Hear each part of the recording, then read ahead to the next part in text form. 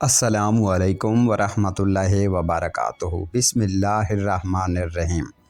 ماں کی کوکھ سے اس دنیا میں آنے کا سفر کیسے طے ہوتا ہے؟ آئیے سنتے ہیں ہر انسان کی آپ بیتی۔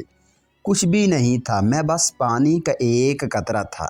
میری طرح کے 1 کروڑ قطرے اور بھی تھے، لیکن منزل پر میں ہی پہنچا۔ اس وقت تک مجھے بس جو ایک چیز یاد تھی، وہ وعدہ تھا جو میں نے شب الست پر اپنے رب سے کیا تھا۔ الست بربکم کہ تو ہی میرا رب ہوگا، لیکن رب وہ کون ہوگا، کہاں ہے، اس وقت نہیں علم تھا۔ انڈے سے امتزاج کے بعد مجھ میں بہت سی تبدیلیاں آنے لگی۔ میں 1 سے 2، 2 سے 4، 4 سے 16 اور یوں جسامت میں بڑھ گیا۔ ہر 4 میں سے ایک زائگوٹ اس مرحلے پر ضائع ہو جاتا ہے، لیکن میں ان 3 میں سے ایک تھا جو بچ گیا اور اپنا سفر جاری رکھے رہا۔ اب میرا نام زائگوٹ سے بلاسٹوسائٹ تھا اور میرا گھر بیضہ دانی کی جگہ رحم تھا۔ اس نئی جگہ آنے پر میں سہما ہوا بھی تھا اور متجس بھی۔ ابھی میں سوچ رہا تھا کہ ایک جھلی نے مجھے اوڑھ لیا اور مجھے ایسے ڈھانپ لیا جیسے میری حفاظت کرنے آئی ہو۔ اس کا نام امیونوٹیک سیک تھا اور اب میرا نام ایمبریو تھا۔ اب پناہ گاہ مل گئی تھی تو مجھے بھوک ستانے لگی تھی۔ پریشان ادھر ادھر دیکھ رہا تھا تو تب اس جھلی کے ساتھ ایک بیگ آ ملا جس میں مجھے کھانا ملا، پانی اور آکسیجن ملنے لگی۔ جھلی نے بتایا کہ اس بیگ کو پلینسٹا کہتے ہیں۔ میں حیران تھا کہ میں جو سوچتا ہوں وہ فوراً سے ہو جاتا ہے۔ اب تک مجھے وجود میں آئے 4 ہفتے گزر چکے تھے۔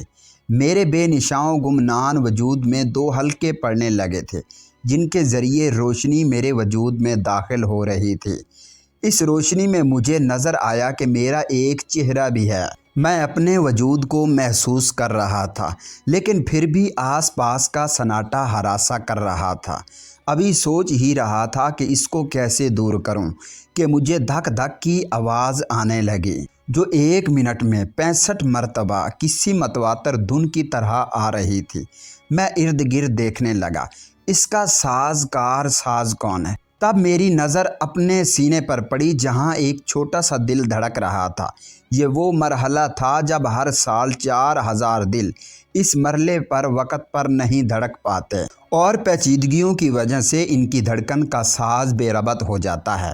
میں ان خوش قسمت دلوں میں سے ایک تھا جس کی دھڑکن بہت نظم سے سرگرم تھی، لیکن ابھی تک مجھے سمجھ نہیں آ رہا تھا کہ کون تھا جو میرے ہر خدشے سے آگاہ تھا اور اس کا ایڈوانس میں بندوبست کر رہا تھا۔ اب 1 ماہ گزر چکا تھا اور میری جسامت چاول کے ایک دانے جتنی ہو چکی تھی۔ اگلے 1 مہینے میں میرے وجود میں 2 چھوٹے چھوٹے بازو اور ٹانگیں ظاہر ہونے لگی تھیں۔ مجھے اس وقت اس بات کا ادراک نہیں ہوا تھا کہ ہر 300 میں سے ایک ایسا وجود ہوتا ہے جس کی اس مرحلے پر ٹانگیں اور بازو نہیں بن پاتے۔ لیکن یہ کیا میں یہاں بھی قسمت والا تھا۔ اس دوسرے مہینے میں میرا دماغ اور حرام مغز بن رہا تھا۔ میں سوچ رہا تھا، میں محسوس کر رہا تھا، اس احساس کو یاد رکھ سکتا تھا۔ یہ مہینہ ختم ہوا تو میرے پاس دماغ تھا، دل تھا، معدہ تھا، آنتیں تھی، میں کھا سکتا تھا، میں پی سکتا تھا، میں سونگھ سکتا تھا، میں خارج کر سکتا تھا۔ میں خوش تھا اور شدید حیران بھی کہ اس مرحلے پر 100 میں سے 22 ایسے وجود ہوتے ہیں جن کے دماغ اور اعصاب میں کمی رہ جاتی ہے، لیکن یہاں بھی میں ان 78 میں سے تھا جو بالکل صحت مند دماغ و دل کے مالک تھے۔ میں بہت نحال تھا، میرا نام بھی بدل کر فیٹس ہو گیا تھا اور میں بھی اپنے نام کی طرح بالکل فٹ تھا۔ اگلے 2 مہینوں میں میرے ہاتھ، انگلیاں، جگر، گردے، کان اور منہ سب مکمل ہو چکے تھے۔ میں خوشی سے ہاتھ پاؤں کی انگلیاں کبھی کھولتا تھا اور کبھی بند کرتا تھا۔ اپنے اس گھر جس کا نام یوٹرس تھا، اس میں کبھی ادھر تیرتا اور کبھی ادھر گھومتا۔ اس خوشی میں مجھے احساس ہی نہ ہوا کہ 1000 میں سے ایک وجود کا نہ گردے بن پاتے ہیں اور نہ جگر کام کرتا ہے، لیکن میرے پاس یہ سب کچھ ٹھیک حالت میں تھے۔ ابھی تک مجھے اس کرشمہ ساز کا نام نہیں پتا تھا جو میرے وجود کی انجینئرنگ کر رہا تھا۔ مہینے گزرتے جا رہے تھے، میں توانا ہوتا جا رہا تھا۔ اب زیادہ ہاتھ پاؤں چلا رہا تھا۔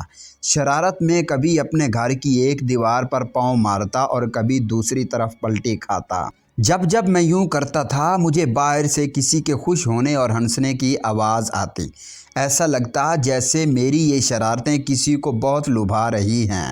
اس وقت مجھے نہیں پتہ تھا کہ یہ شرارتیں کرتے کرتے ہر 100 میں سے 3 کھلاڑی کھیل ہار جاتے ہیں، لیکن یہاں بھی میں کھیل جیت رہا تھا۔ میرا وجود بڑھ رہا تھا، میرے احساس توانا ہو رہے تھے، میری پلکیں ناخن بھنویں اور سر کے بال بن رہے تھے۔ واہ، میں تو خوبصورت لگنے لگا تھا۔ اب میرے پھیپھڑے بن رہے تھے، میرے جسم میں خون رواں دواں تھا۔ مجھ میں اب وہ احساس پیدا ہو رہا تھا کہ مجھے کوئی دیکھے، مجھے کوئی سنے، میں اٹھایا جاؤں، میں کھلایا جاؤں۔ میرا گھر جہاں میں 9 مہینے سے تھا اب مجھے الوداع کہنے کی تیاری میں تھا۔ میں نئی جگہ جانے سے خوف زدہ بھی تھا اور پرجوش بھی۔ میرے گرد جھلی سکڑنے لگی تھی، پانی کم ہونے لگا تھا۔ ایسا لگ رہا تھا کہ سب مجھے اللہ حافظ کر رہے ہوں۔ میں بھی ہاتھ ہلا رہا تھا اور پھر پلک جھپکتے ہی مجھے ایک جھٹکا محسوس ہوا۔ میں نے خوف سے آنکھیں بند کر لیں اور جب آنکھ کھولی تو خود کو کسی کی گود میں پایا۔ میں گھبرایا، جی بھر کر رونے لگا۔ میرے آس پاس لوگ میرے رونے پر ایک دوسرے کو مبارکباد دینے لگے۔ میں وجود میں آ چکا تھا، میں پیدا ہو چکا تھا اور مجھے احساس تھا کہ اب میں بھی خوش قسمت رہا تھا، کیونکہ ہر 100 میں سے ایک بچہ اس مرحلے پر جان سے ہاتھ دھو بیٹھتا ہے۔ میں اس دفعہ بھی 99 میں سے تھا۔ میں ابھی اسی سوچ میں تھا، کہاں ہے میرا خالق؟ کون ہے میرا مجسمہ ساز؟ کس کی تخلیق کا ہے یہ انداز؟ اسی سوچ میں تھا کہ میرے کان میں ایک پرسرور سی آواز گونجنے لگی، اللہ اکبر، اللہ اکبر، اللہ اکبر۔ اور میں جان گیا کہ وہ رب کون تھا۔